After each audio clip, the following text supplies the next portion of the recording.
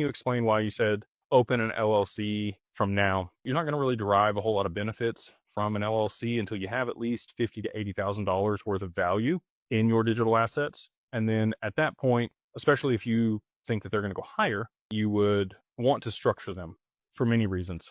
The first of which being anonymity. We structure all of the LLCs there in Wyoming, where you get attorney-client privilege. There's a few other states and jurisdictions that provide that.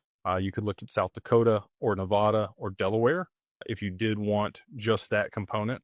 The other benefit, well, there's a couple other benefits when it comes to Wyoming, but you have, beyond the anonymity, low cost to maintain the LLC there. You have no state tax there in Wyoming.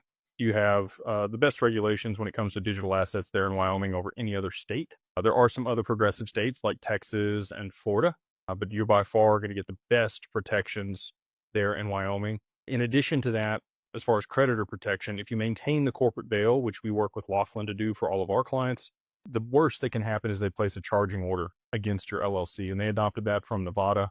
Nevada also has very strong rights for people that have an LLC there, but their regulations around crypto are not quite as robust.